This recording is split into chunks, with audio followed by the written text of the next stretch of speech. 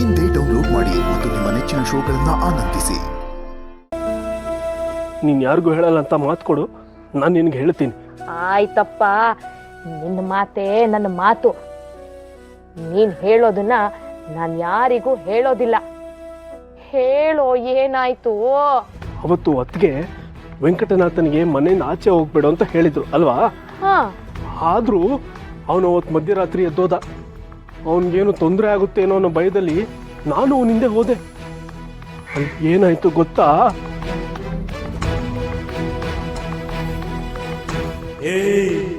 ಇದು ನನ್ನ ಜಮೀನು, ಇಲ್ಲಿಗೆ ಬೇರೆ ಯಾರು ಬರಬಾರ್ದು.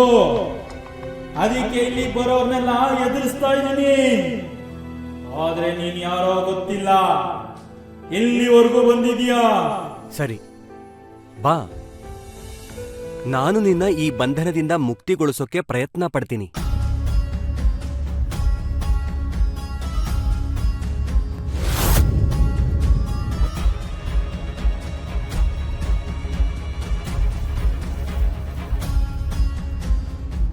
ಅವರನ್ನ ಬಿಟ್ಟು ಬಿಡು, ನಾನು ಹೇಳ್ದಾಗ ಕೇಳು, ನಿನ್ನ ದ್ವೇಷ ತೀರುತ್ತೆ. ಹೌದಾ?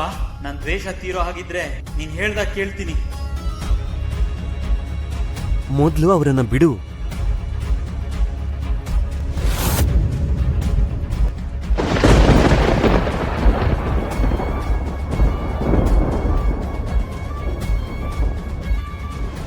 ಸೀತಕ್ಕ, ವೆಂಕಟನಾಥ ಹೆಸ್ರಿಗಷ್ಟೇ ತಿಮ್ಮಣ್ಣ ಭಟ್ಟ ಗೋಪಿಕಾಬೆ ಮಗ, ಆದರೆ ಅವನು ಸಾಮಾನ್ಯದ ಹುಡುಗ ಅಲ್ಲ. ಅವನಲ್ಲಿ ಯಾವುದೋ ಅಗೋಚರ ಶಕ್ತಿ ಇದೆ. ಅವನು ನನಗೆ ಸಾಕ್ಷಾತ್ ದೇವರಂತೆ ಭಾಸವಾಗ್ತಾನೆ. ನಿಂಗೆ ನೆನಪಿದ್ಯಾ? ತಿಮ್ಮಣ್ಣ ತನ್ನ ಕೊನೆ ದಿನಗಳಲ್ಲಿ ಏನೋ ಆಘಾತಕ್ಕೊಳಗಾಗಿದ್ದ.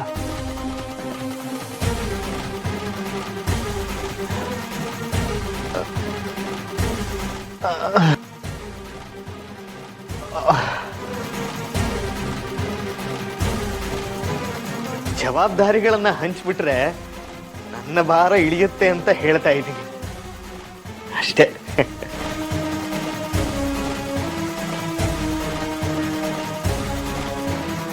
ನನಗನ್ಸುತ್ತೆ ಬಹುಶಃ ತಿಮ್ಮಣ್ಣನಿಗೆ ಅವನ ಮಗನ ರಹಸ್ಯ ತಿಳಿದೋಗಿತ್ತು ಅಂತ. ಅದಕ್ಕೆ ಮಗನ್ನ ಮಗ ಅಂತ ಅಪ್ಕೊಳಕ್ಕಾಗದೆ, ದೇವರು ಅಂತ ಒಪ್ಕೊಳಕ್ಕಾಗದೆ, ಪ್ರೀತಿ ಭಯದ ಸಂಘರ್ಷದಲ್ಲಿ ಪ್ರಾಣನೇ ಬಿಟ್ಬಿಟ್ಟ. ಈ ಸ್ಥಿತಿ ಇಲ್ಲಿ ಅತ್ತಿಗೆಗೂ ಆವರಿಸ್ಕೊಂಡ್ಬಿಡ್ತು ಅಂತ ನಂಗೆ ತುಂಬ ಭಯ ಕಾಡ್ತಿದೆ ಸೀತಕ್ಕ.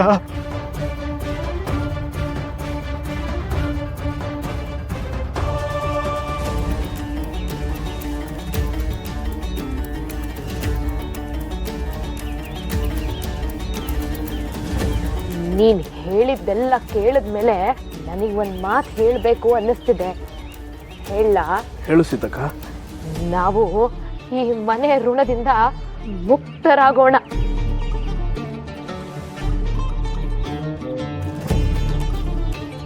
ಯಾಕೆ?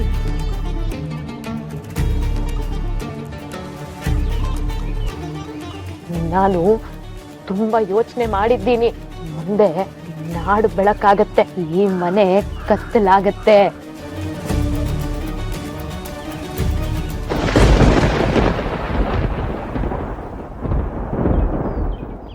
ದೀಪದ ಕೆಳಗಿನ ನೆರಳಿನಂತೆ. ಅಲ್ಲ ಸೀತಕ್ಕ, ಬೆಳಕಲ್ಲಿ ಬೆಳೆದು ಈಗ ಕತ್ಲಾಗುತ್ತೆ ಅಂತ ಗೊತ್ತಾದ ಮೇಲೆ ಓಡೋದ್ರೆ ನ್ಯಾಯ ಅನ್ಸುತ್ತಾ ನಿನಗೆ? ಮೋಕ್ಷ ಬೇಕು ಅಂದ್ರೆ ಮೋಹಗಳಿಂದ ಕಳಚ್ಕೋಬೇಕು ಮಾಧವ. ಈ ಪ್ರೀತಿ, ಪ್ರೇಮ, ವಾತ್ಸಲ್ಯದ ಋಣಾನುಬಂಧಗಳೆಲ್ಲವೂ ನಮ್ಮನ್ನ ಕಟ್ಟಾಕೋ ಹಗ್ಗಗಳು. ಅವುಗಳನ್ನ ಹರಿದು ಹೋಗದ ಹೊರತು ಮುಕ್ತಿ ಇಲ್ಲ. ಅಲ್ಲ ಸೀತಕ್ಕ, ನಮ್ಮ ಮುಕ್ತಿಗೋಸ್ಕರ ಒಪ್ಪಿನ ಸಮಯದಲ್ಲಿ ಅದಕ್ಕೆ ನಾವು ಒಬ್ಬಂಟಿ ಮಾಡಬಹುದೇ? ಆ ಬಾಧೆ ನನಗೂ ಇದೆ.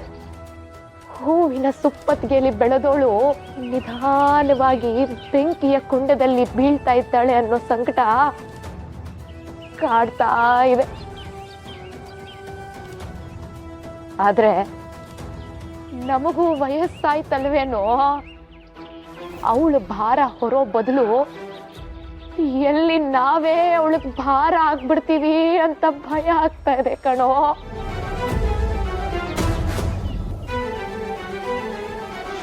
ಹೌದು, ನಿನ್ನ ಮಾತು ನಿಜನೇ ಸೀತಕ್ಕ. ಅದಕ್ಕೆ ಯಾತ್ರೆ ನೆಪ ಹೇಳಿ ಬದ್ರಿ ಕೇದಾರದ ಕಡೆ ಹೋಗೋಣ. ಯಾತ್ರೆನೂ ಆಗುತ್ತೆ, ಅಂತಿಮ ಯಾತ್ರೆನೂ ಆಗುತ್ತೆ.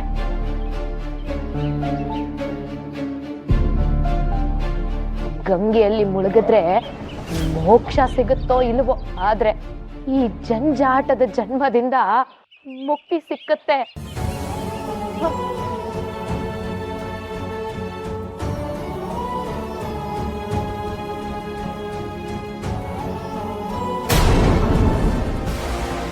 ಈ ರೂಪದಲ್ಲಾದ್ರೂ ಹೋಗಿ ಬರ್ತೀವಿ.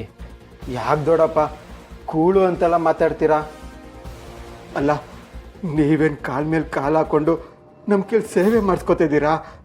ಇಲ್ಲ ಅಲ್ವಾ? ಅದೇ, ಎಲ್ಲರಿಗಿಂತ ಮನೇಲಿ ಹೆಚ್ಚಾಗಿ ಕೆಲಸ ಮಾಡೋರು ನೀವೇ, ಜವಾಬ್ದಾರಿ ಹೊತ್ತಿರೋರು ನೀವೇ. ಅಷ್ಟೇ ಅಲ್ಲ, ಅಪ್ಪ ಬದುಕಿರೋವರೆಗೂ ಹೆಗ್ಲುಗೆ ಹೆಗ್ಲು ಕೊಟ್ಟು ದುಡ್ದಿದ್ದೀರಿ. ಅಪ್ಪ ಹೋದ್ಮೇಲೆ ನಮಗೆ ಅಪ್ಪನ ಸ್ಥಾನ ತುಂಬಿದ್ದೀರಿ. ಬದುಕಿರೋವರೆಗೂ ನಿಮ್ಮ ಸೇವೆ ಮಾಡೋದು ನಮ್ಮ ಧರ್ಮ. ನೀವು ಎಲ್ಗೂ ಹೋಗ್ಬೇಕಾಗಿಲ್ಲ. ಸೀತಕ್ಕ, ಮಾವ, ನಮ್ಮಿಂದ ನಿಮ್ಗೆ ಬೇಸರ ಆಗುವಂತ ಘಟನೆ ಏನಾದ್ರು ನಡೆದಿದ್ರೆ ದಯವಿಟ್ಟು ಹೇಳಿ, ತಿದ್ಕೊಳ್ತೀವಿ. ಆದ್ರೆ ಯಾತ್ರೆ ಅಂತ ನಮ್ಮಿಂದ ದೂರ ಹೋಗೋ ಮಾತು ಮಾತ್ರ ಆಡ್ಬೇಡಿ. ಸೀತಕ್ಕ, ಮನೆ ಅಂದಮೇಲೆ ಒಂದು ಮಾತು ಹೆಚ್ಚಾಗಿರ್ಬೋದು, ಒಂದು ಮಾತು ಕಡಿಮೆ ಆಗಿರ್ಬೋದು. ಆದರೆ ಮನೆಯವರೆಲ್ಲ ಎಷ್ಟು ನಿನ್ನ ಹಚ್ಕೊಂಡಿದ್ದಾರೆ ಅಂತ ನಿನಗೆ ಗೊತ್ತಿಲ್ವಾ? ಅದರಲ್ಲೂ ವೆಂಕಟನಾಥ ಚಿಕ್ಕವನಿದ್ದಾಗಿಂದಲೂ ನೀನು ಸೆರೆಗಿಡ್ಕೊಂಡೇ ಬೆಳೆದಿದ್ದಾನೆ. ಅವನು ನಿನ್ನ ಹೋಗೋದಕ್ಕೆ ಬಿಟ್ಕೊಡ್ತಾನೆ ಅನ್ಕೊಂಡಿದ್ಯಾ ನೀನು? ಹಾ ಗೋಪಿ, ಇನ್ನು ಎಷ್ಟು ದಿನ ಅಂತ ಈ ಮೋಹ ಪಾಶದಲ್ಲಿ ಸಿಕ್ಕಾಕೊಂಡು ಒದ್ದಾಡುವಂತೆಯೇ? 3 ತಲೆಮಾರುಗಳಿಂದ ನನ್ನ ಕರ್ಮದ ಗಂಟನ್ನ ನಿಮ್ಗಳ ತಲೆ ಮೇಲೆ ಹೊತ್ಕೊಂಡು ತಿರುಗಿದ್ದೀರಿ. ಈಗಲಾದ್ರೂ ಆ ಬದ್ರಿನಾಥನ ದರ್ಶನ ಮಾಡಿ ನನ್ನ ಪಾಪದ ಗಂಟನ್ನ ಇಳಿಸಿ ಬರ್ತೀನಿ ಬಿಡೆ. ಗಂಟು ಇಳಿಸ್ಬೇಕು ಅನ್ಕೊಂಡಿದ್ಯೋ ಅಥವಾ ನಂಟು ಕಳ್ಕೋಬೇಕು ಅಂತ ಇದೆಯೋ ಸೀತಕ್ಕ?